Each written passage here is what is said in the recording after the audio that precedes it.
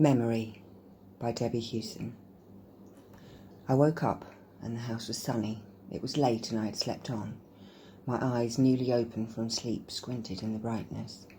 My feet slipping out of the covers and onto the carpet, toes warm and soft, walking through the squares of light and shadow on the carpet, sunshine at the window. Across to the door and out into the hallway without touching anything, slipping through space. Halfway down the stairs I could tell the house was empty. Not entirely. I could hear my mum singing. She had a low, strong voice, not a song I recognised. Her singing felt so personal, so private. I sat down, not wanting to intrude or to burst the bubble of her happy place. The door to the kitchen was open. Her note seemed to drift out on the sunshine swirling around me, making me feel excluded and jealous of her happiness at being alone, but at the same time not wanting to take it from her, recognising it as rare and a treat for her. When was that? When it began? Did I see her then as someone in need of protection? Perhaps I was a smart-ass kid. If I saw my mother as needing protection, what did I see as the danger? My father was difficult, a complicated man. Perhaps that's with the benefit of hindsight. As a child, I saw him as the angry one, the shouter, cruel. The one who created an atmosphere, made everyone in the family on edge, pushed us to compete, to attack each other. Looking back, I can see that he was angry, maybe scared a lot of the time. I expected 4 kids, and it's hard for me to say, but a wife who he loved, but was childlike and sometimes irresponsible, but always beautiful and funny. His life maybe came with more stress than I understood at the time. The truth is, it's hard to see your parents as real people, because they aren't. They are the part of themselves that they choose to show to you, and you have no control over that because you are a child, and they are grown-ups. They have all the power, and you have none.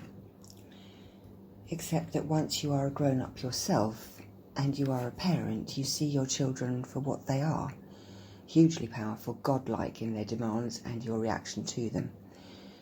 The only protection parents have from the tiny despots who live in their houses is to keep their power a secret from them. It is a smoke and mirrors transaction, one that you know will be discovered, and yet we all do the same. Loving a child to the point of being fully prepared on a daily basis to lay down your life, to prevent them ever having the sniffles, and trying to show them the right way to be a human, are almost entirely opposed ideas. Bare toes crossing the warm wooden floor from the bottom of the stairs to the kitchen door. A creak of the boards alerted her to my presence. Her face is wide and smiling, as she snatches me up into her arms, kissing my cheek and wrapping me in a hug that feels warm and safe. She ruffles my hair and calls me sleepyhead.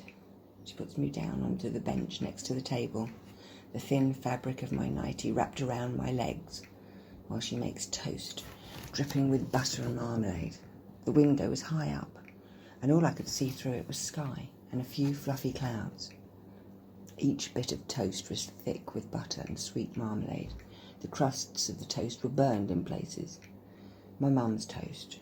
There was no better toast in the world. Licking crumbs and melted butter from my fingers. I was allowed to choose my own clothes that day, and after checking that I was not being watched, I wore the same underwear as the day before and pulled shorts and a t-shirt over the top. My hair had not seen a brush in a while, and I had worn no shoes for days. My father would have said I was running wild. I saw it differently. My sisters and brother would wrinkle their nose and call me a stinky animal.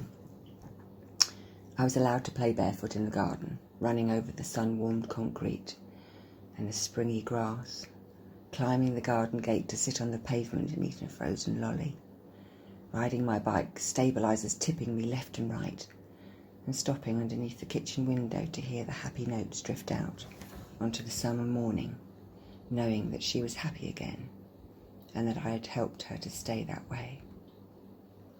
Later, perhaps 40 years after that morning, when I sat in the nursing home with her, and she had no language anymore, knew no words.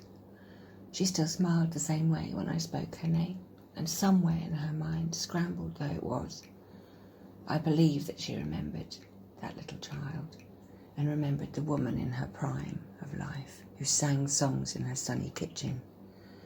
The bonds made on that day, and thousands of others just like it, kept me sitting in an uncomfortable chair, taking care of her, always feeling responsible, as though her problems were my fault.